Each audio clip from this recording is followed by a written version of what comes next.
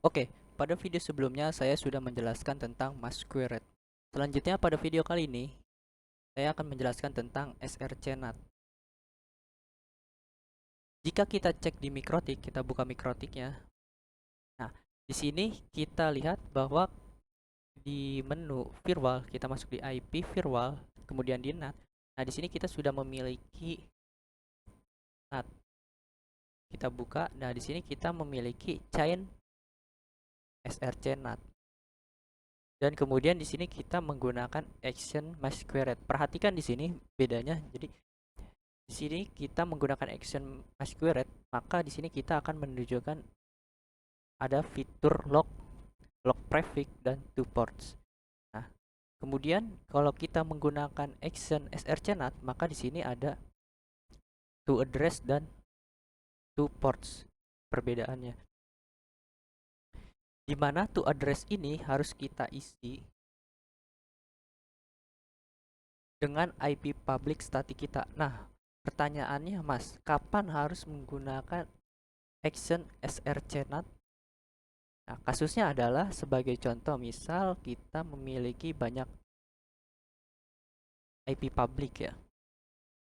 Misal kita bukan notepad, misal kita memiliki banyak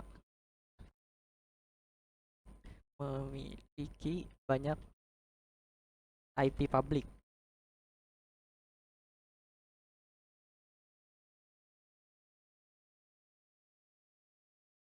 Katakanlah kita memiliki IP public /28. Nah, /28. Jika kita melakukan kalkulasi subnetting untuk /28 itu, total IP-nya adalah 16 IP.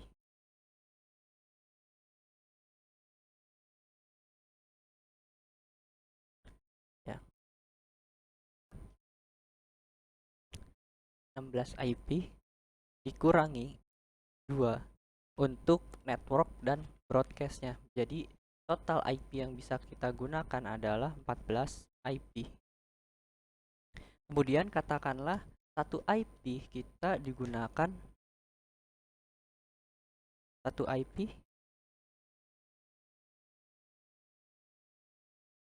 IP digunakan untuk ISP. Maka jadi kita mempunyai 13 IP public.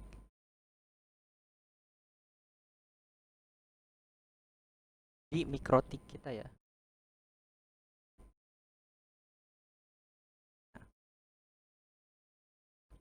Kemudian yang kedua adalah katakanlah kita memiliki /29. Nah, maka total IP untuk /29 itu adalah 8 IP yang bisa kita gunakan. Dikurangi 2, yaitu untuk network dan broadcast. Kalau teman-teman bingung, bisa play video ulang di bagian pertama, itu sudah mempelajari tentang network dan broadcast ya. Maka sisa 6 IP yang bisa kita gunakan untuk /29. Kemudian katakanlah satu IP ini digunakan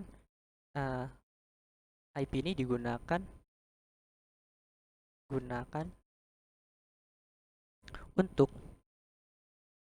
ISP. Nah, dari 6 IP ini digunakan satu untuk ISP, maka jadi total yang bisa kita gunakan IP publiknya yaitu 5 IP public. Jadi kita memiliki 5 IP public yang bisa digunakan.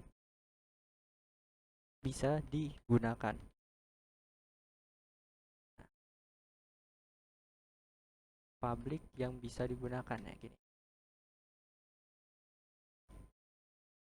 Bisa digunakan. Oke. Sebagai contoh, katakanlah IP publiknya misalkan 192.168.122.0. 6/29. Ini hanya contoh karena IP 192.168 ini adalah IP private ya.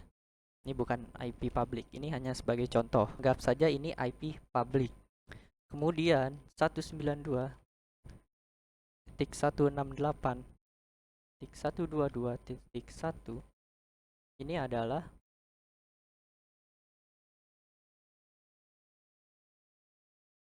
IP dari ISP. Anggap saja ISP. Maka kita memiliki sisa IP dari 192.168.122.2 sampai dengan 192.168.122.6 ya. Seperti ini. Jadi kita memiliki 5 IP public, yaitu dari 192.168.122.2 sampai dengan 192.168.122.6.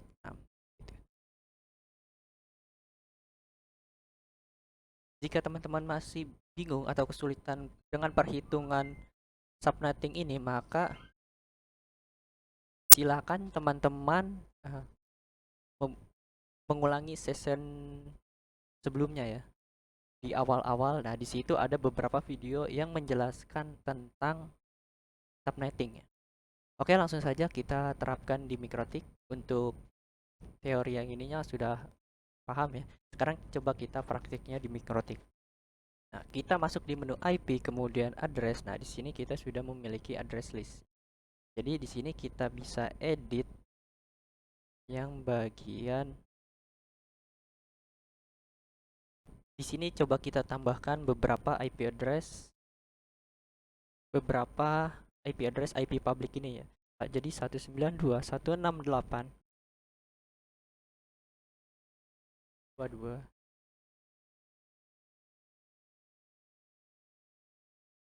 titik 2. Kemudian di sini interface-nya yang mengarah ke Ether 2. Oh maaf, interface-nya yang mengarah ke Ether 1 ya, yaitu ISP ya. Di sini mengarah ke ISP sini internet.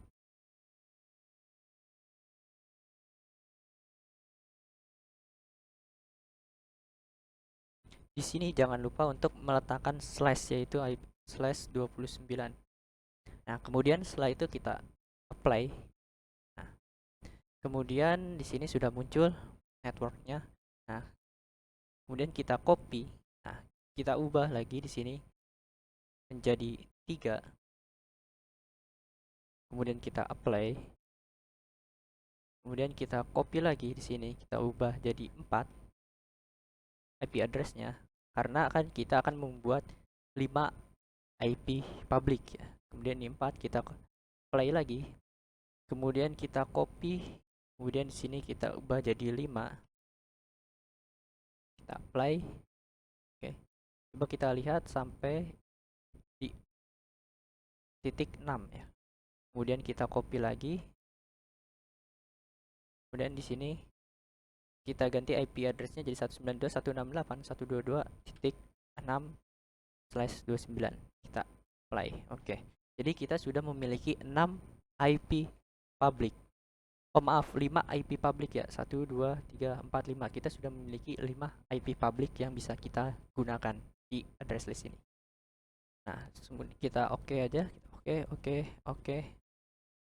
Kemudian coba kita cek di NAT.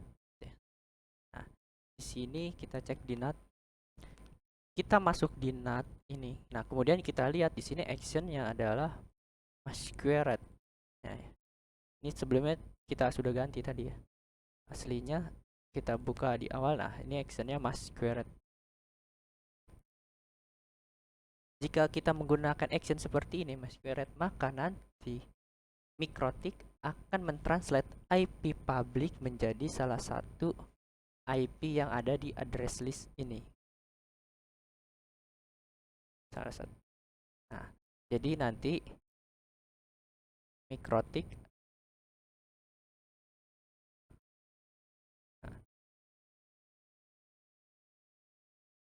Jadi gini. Jadi mikrotik nanti akan mentranslate uh, salah satu dari IP address ini. Jadi nanti bisa ditranslate 122.2.3.4 ataupun sampai titik 6. Kita tidak tahu akan mentranslate IP public ini ke IP berapa ya. Karena action yang kita gunakan masquerade. Jadi kita tidak tahu IP berapa yang kita ditranslate. Beda kalau kita menggunakan action srcnat. Kemudian di bagian action srcnat. Nah, di sini kita melihat ada bagian to address. Nah, maka di sini kita bisa memasukkan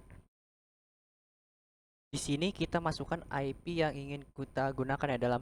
Dalam hal ini saya akan menggunakan 192.168.122.3. Kemudian saya apply. Oke. Kita oke. Nah, perhatikan di sini bahwa sekarang actionnya sudah srcnat. Coba kita cek di PC1, PC2, dan PC3. Kita pastikan di PC1, coba kita cek. Coba IP DHCP dulu.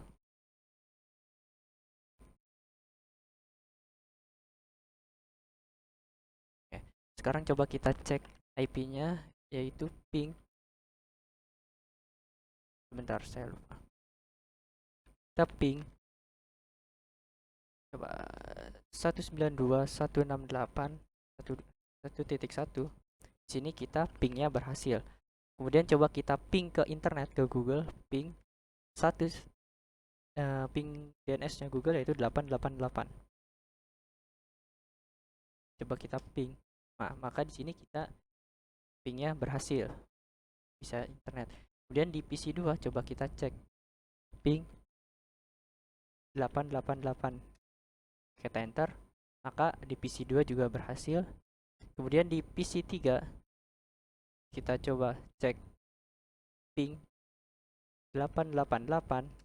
Kita perhatikan di sini bahwa hasilnya timeout.